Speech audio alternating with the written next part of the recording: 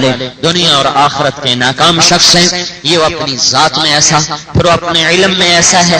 ما تسقط من ورقۃ الا يعلمها. صرف آج اس باغ میں کتنے پتے گرے، پاکستان میں کتنے پتے گرے، اور کل کتنے گرے تھے، پرسوں کتنے گرے تھے، پچھلے مہینے، پچھلے سال، اس سے پچھلی صدی میں، اس سے پچھلی صدی میں، آدم علیہ السلام سے لے کر آج تک جتنے درختوں کے پتے گرے، اللہ تعالیٰ فرماتا ہے تیرا رب انہیں جانتا ہے، انہیں اس نے گنا ہوا ہے. کل کتنے گریں گے وہ گرنے سے پہلے پتا ہے، پرسوں کتنے گریں گے ان کے گرنے سے پہلے پتا ہے، کل کون پیدا ہوگا پیدا ہونے سے پہلے پتا ہے، کل کون مرے گا اس کے مرنے سے پہلے پتا ہے، کل کیا ہوگا اس کے ہونے سے پہلے اسے پتا ہے، پیچھے کیا ہو گیا وہ سارا بغیر کسی فائل کے، بغیر کسی کمپیوٹر کے، بغیر کسی اس کے خاص محکمہ جات کے، اس کے اپنے کھلے علم کے اندر ہے. ماضی کے کل میں، پرسوں میں، ترسوں میں، سال میں، صدیوں میں اور دہائیوں میں کیا ہوا انسانوں کے ساتھ، جنات کے ساتھ، پرندوں کے ساتھ، پتنگوں کے ساتھ، پروانوں کے ساتھ، کبوتروں کے ساتھ. کتنے پرندے مر چکے وہ جانتا ہے، کتنے درخت گر چکے وہ جانتا ہے، کتنے جل چکے وہ جانتا ہے، کتنے مر چکے انسان وہ جانتا ہے، کہاں دفن ہوئے وہ جانتا ہے، انہیں کن کیڑوں نے کھایا وہ جانتا ہے، ان کیڑوں کو کن کیڑوں نے کھایا وہ جانتا ہے. زمین نے کروٹ بدلی، زمین کے اندر کو اوپر کیا، اوپر کو نیچے کیا، ظالم ہواؤں نے اس سیٹھ بادشاہ، اس ادنا اور اعلیٰ، اس مہتر و کہتر، اس بیگم اور سردار ان سب کی مٹی کو ہوا میں اڑایا، ذرات میں بکھر گیا، فضاؤں میں پھیل گیا. وہ اللہ ہے کہ ارب انسانوں کے ذرات اس کائنات میں کہاں کہاں گردش کر رہے ہیں، ایک ایک پر اس کی نظر ہے. کون کم مرے گا، کون سا کیڑا کھائے گا، کس قبر میں دفن ہوگا، کس جگہ اس کی ہوا اس کی مٹی کو اڑا کے لے جائے گی، کہاں کہاں اسے گرائے گی.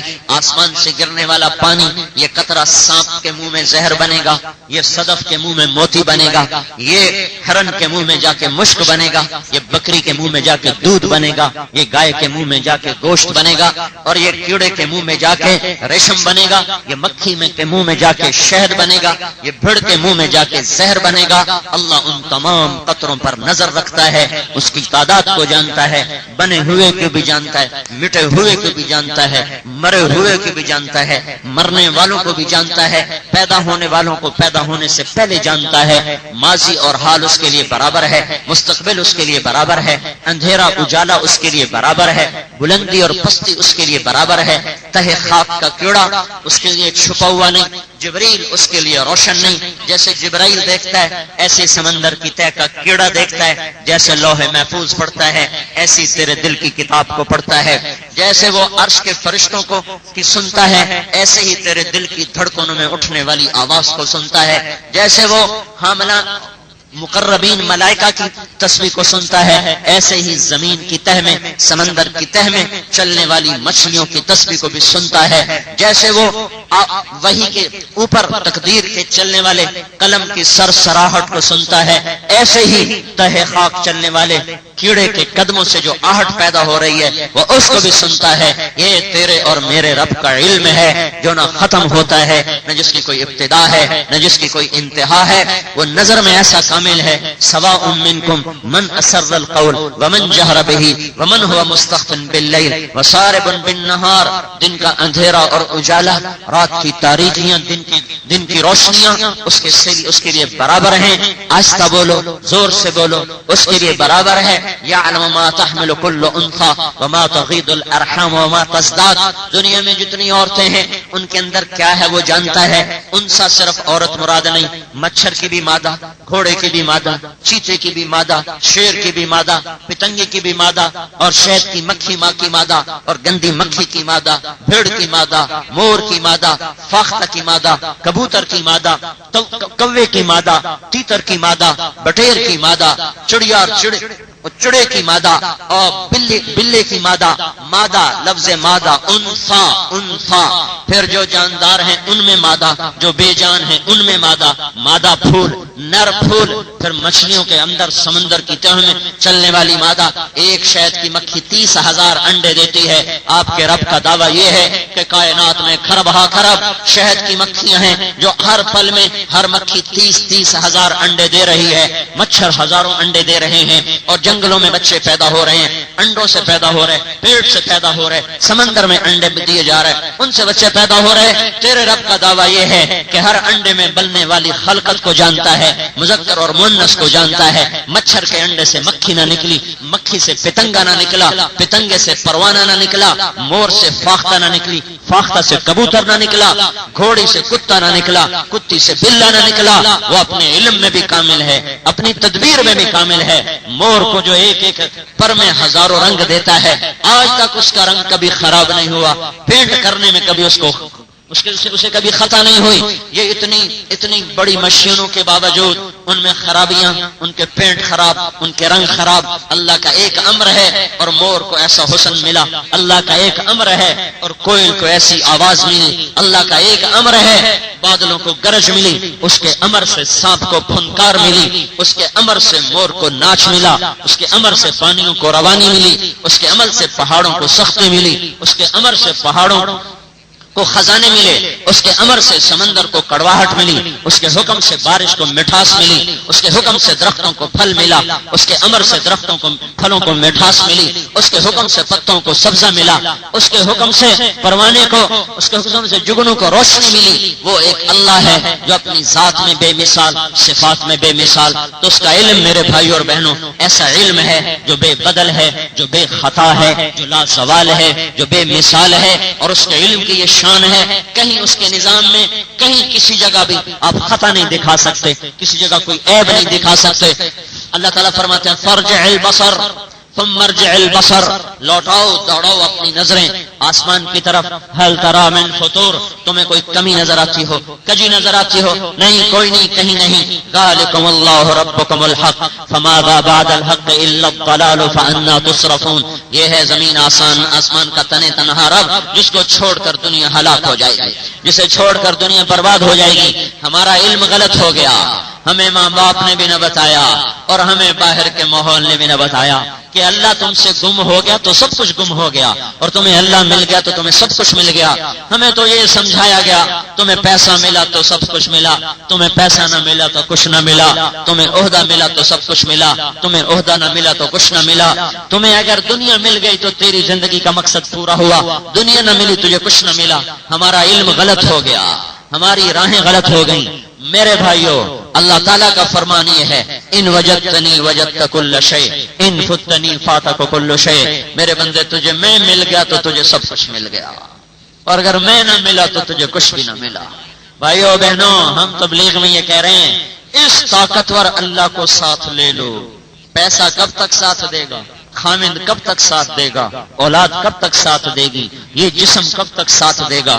جوانی کب تک ساتھ دے گی؟ اپنی قوتیں کب تک ساتھ دے گی؟ ایک اللہ کو اپنا بنا لو تو دنیا بھی آپ کی اور آخرت بھی آپ کی، قبر بھی آپ کے لیے، جنت بھی آپ کے لیے، ساری دنیا اور آخرت کی عزتوں کے خزانے ان لوگوں پر، ان عورتوں پر، ان مردوں پر کھول دیے جاتے ہیں جو اللہ کو اپنا ساتھی بنا لیتے ہیں۔ اللہ تعالیٰ ارشاد فرماتے ہیں یا ابن آدم خلقتک لعبادتی فلا تلعب، میرے بندے میری بندی سنبھل کے زندگی گزارنا، تو لاہور میں فضول وقت ضائع کرنے نہیں آیا، میں نے تجھے اپنی بندگی کے لیے پیدا کیا ہے، کھیل کود میں ضائع نہ ہو جانا۔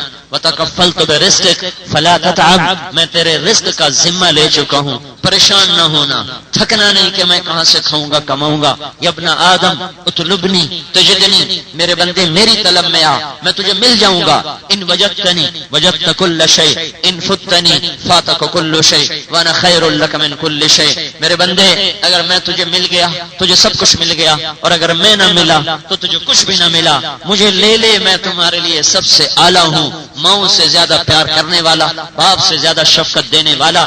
کوئی ماں ایسی ہے جو روزانہ بچے کی نافرمانی کے باوجود بھی پھر اسے معاف کرتی رہے؟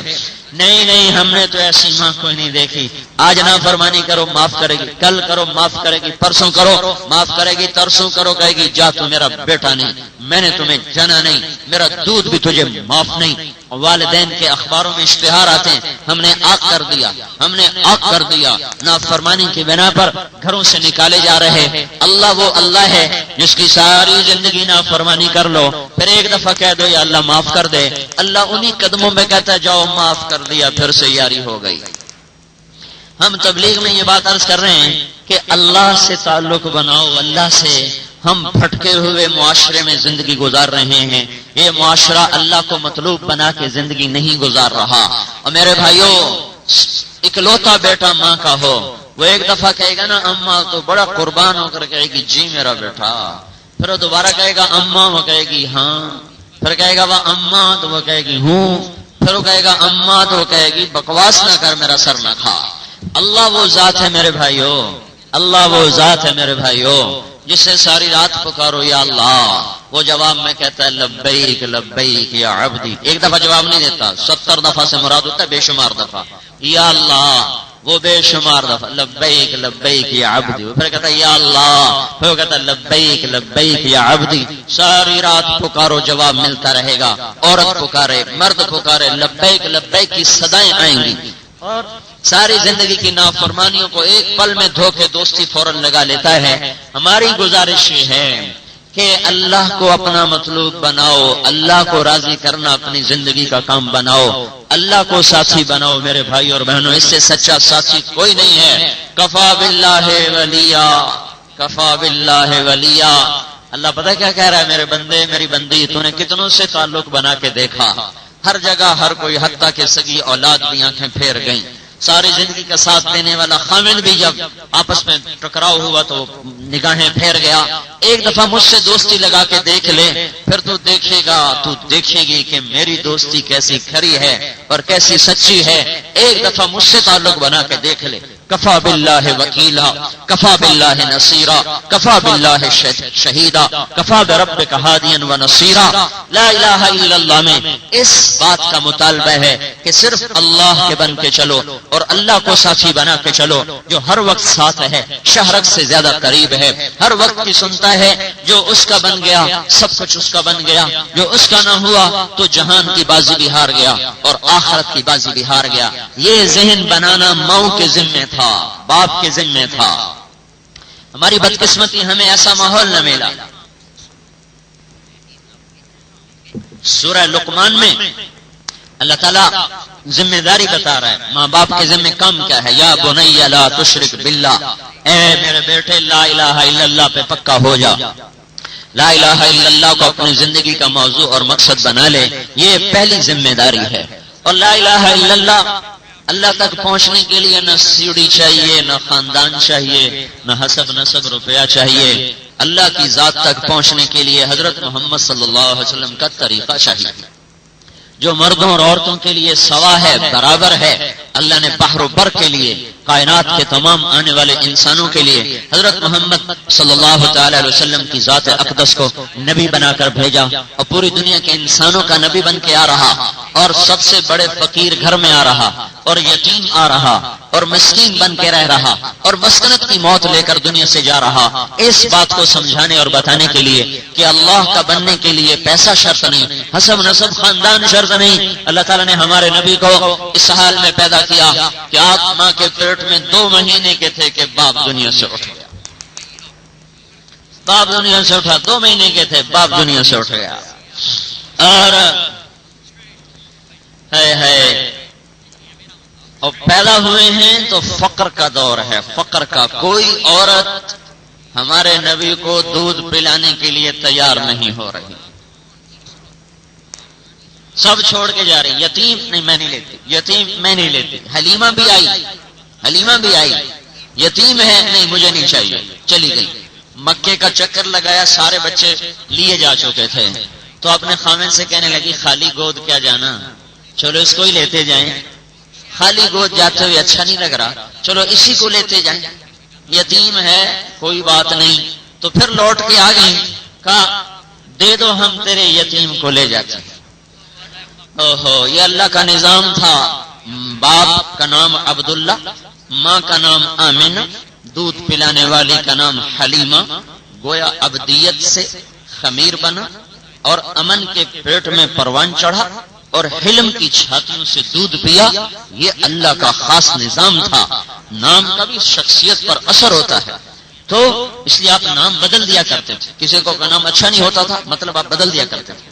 تو حلیمہ کی چھاتیاں دودھ کے لیے، آمنہ کے امن والا پیٹ پروان چڑھنے کے لیے، عبداللہ کی ابدیت کا خمیر اس کا وجود پکڑنے کے لیے، ان تین خوبصورت نسبتوں کے ساتھ ہمارے نبی کو اللہ نے وجود بخشا اور ساری دنیا کے انسانوں کے لیے اعلان کروا دیا گیا کہ اب جو اللہ تک آنا چاہتا ہے اس نبی کے طریقے پر آئے گا تو اللہ تک پہنچے گا، ورنہ اللہ تک پہنچنے کا ہر راستہ بند ہو چکا ہے.